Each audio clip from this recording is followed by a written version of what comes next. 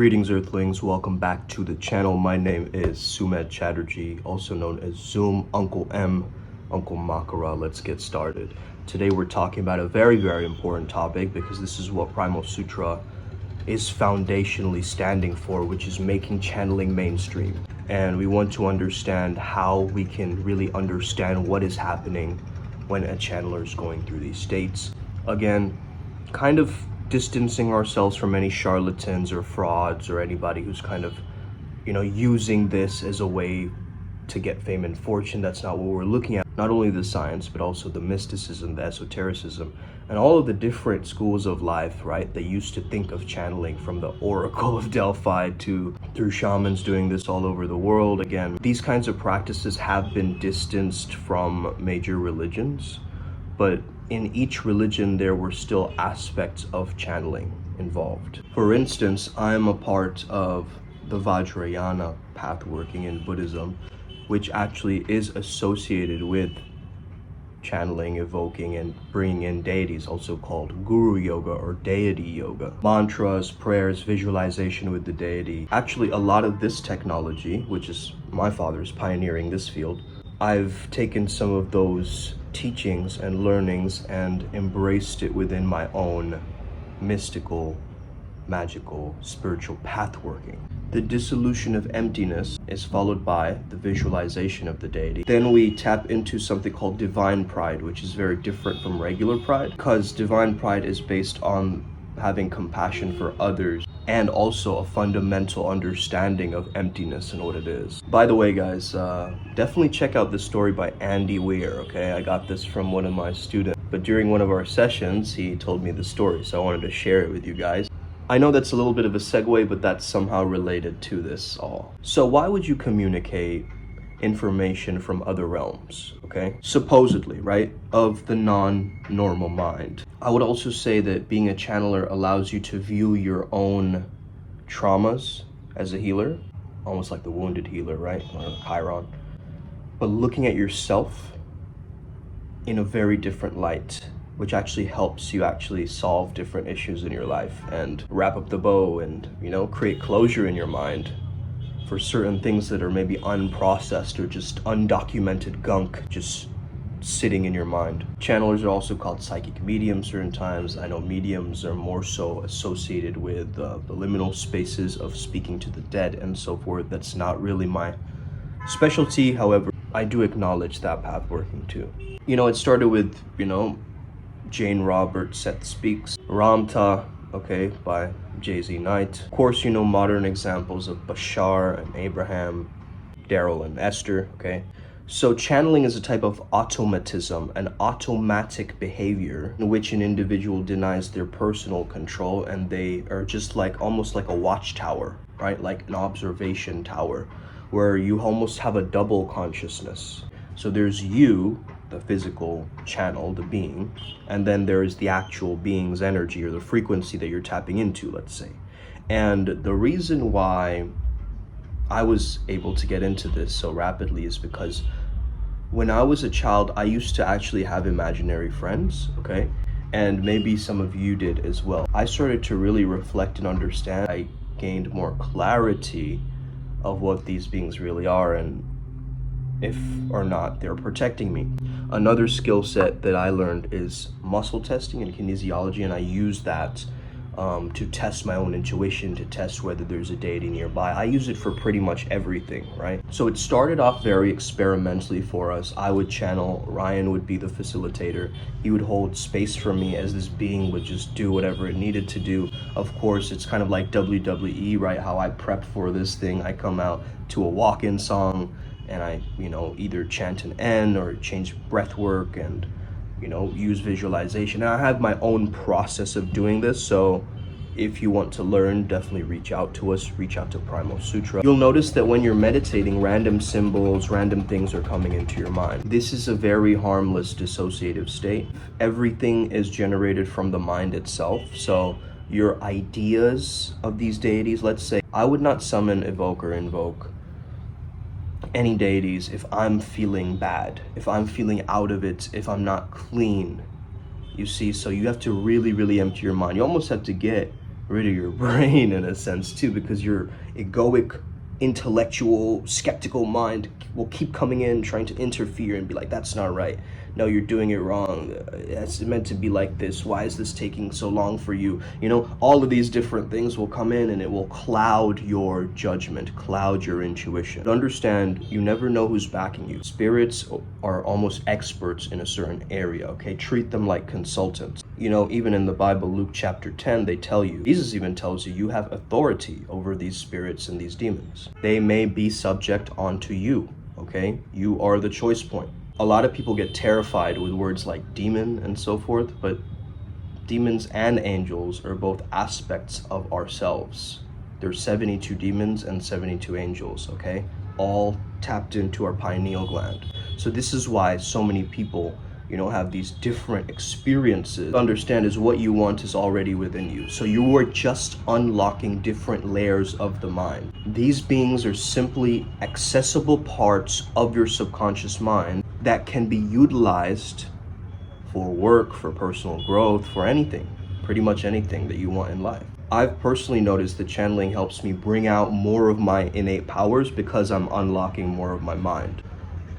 Why else should you channel? I think it's fun, man. I honestly have so much fun when I channel, because as I'm watching these recordings back, I'm like, I really said that? Or, whoa, that was deep. Or, you know, I get these epiphanies, like, whoa, you know, that statement I made like maybe 3 weeks ago, but now I have a different context for it. This being is telling me something new about it. You get what I mean? So it's like so fascinating. And you go, what? Is this thing real? You start to question your own sanity during this journey. Like, am I just going crazy, man? Okay? Am I just going nuts, bro? You will feel like that because you are losing parts of your identity. You're disidentifying with you and you are taking on another being. And again, this is extremely safe. This is not some kind of possession. It's, well, willful possession, right? You've given permission to this frequency and energy and allowing it to merge with you. Actually, the way that my father described it, which was very powerful as a visualization, is like, imagine like 2 cups of water, right? There's a container of both, right? But then there's those containers, imagine you smash those glasses into each other. So the deity and you are just, right? One of the same. And so then your consciousness starts to blend and merge with that frequency or energy. Now again, you are in a trance-like state. So this is why I have, you know, Ryan being a facilitator to make sure that, you know, I'm not harming myself. Just to be cautious and, you know, safe away from certain dangers. It's also good to use. If you are going to channel a negative being or a demon of some sort, it's always good to have a primer, okay? A primer beforehand of a very positive being that you call upon. Each demon has a corresponding angel to it. So if you call the angel first to make sure everything is fine, then you can call upon the other being. It will smooth out the process, okay? It's also good to sometimes balance out these energies. So when you do work with darker beings, just, you know, work with lighter beings. What I've discovered is a lot of these different beings either like each other a lot, they know of each other, they don't know of each other. There's a lot of, let's just say there's a lot of things happening behind the scenes that we are unaware of, and we can only use our human logical mind to like pinpoint things. Whereas these beings are like speaking about ancient civilizations and Atlantis and all of these different, you know, vast mind-bending ideas. But basically channeling has helped me create more, let's just say, divergent solutions for myself, where I'm able to look from another entity's perspective. And perspective is one of my greatest strengths when it comes down to the strengths quiz and so forth. So any kind of deity, I want to understand how that being is interacting with me. Okay, their energy with mine, and figure out a way that you can associate it. Each of these beings, you know, they are connected to each of your chakra points. At least that's what we've discovered through this path working in this journey. And that's originally, if you look at some of the old, you know, chakra texts, you notice that, you know, there are beings associated with the chakra points, like Ganesha is associated with the root chakra, you know, Vishnu is associated with the navel chakra. I mean, these devatas, they're very, very powerful, okay? So it gets very complicated for a lot of these beings, but we have found ways to simplify this process. And you can start off small, okay? Don't overwhelm yourself with this channeling stuff. Think of it like improvisation or like acting. In the beginning, you just want to get used to it, have a suspension of disbelief, tap into the more subtle bodies.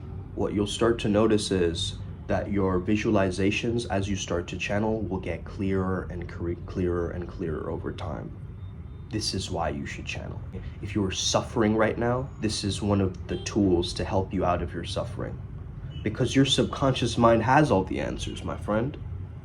It already knows. Okay? It's just your conscious mind is trying to understand it, trying to overthink it. You see? Trying to gain some form of control, but it is only when you give up that sense of control and you allow, from that allowance, from that acceptance, from that non-denial. And sometimes I will even notice that in the beginning, I would just see like the hand of a deity or something like that. And then slowly you'd see the entirety of the being. And you know, of course, thanks to all of the mentors that have helped me also through this process, including, you know, other channelers, Rion, Frank White, you know who you are if you've helped us on this path working. A lot of them have been invited to our podcast, to Savage Shaman seminars. Go check that out. I mean, we are primarily looking at tantric charisma, how you can use this process of energy work to make yourself magnetic, powerful, seductive, right? We are really creating like avatars, like real world avatars in people, and understanding how they can shift out of their current negative circumstances. Channeling can be very useful for healing.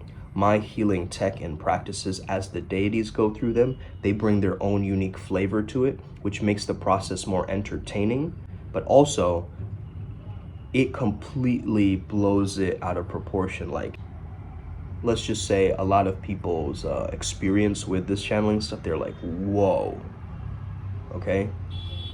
This is amazing, right? This is the real deal. Something is going on behind the scenes, right? I hope you get to that stage. I hope that you trust this process, okay?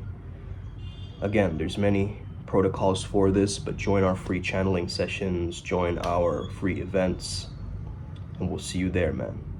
Let's work. Upward Spiral Gang, may we never be the same again. Us.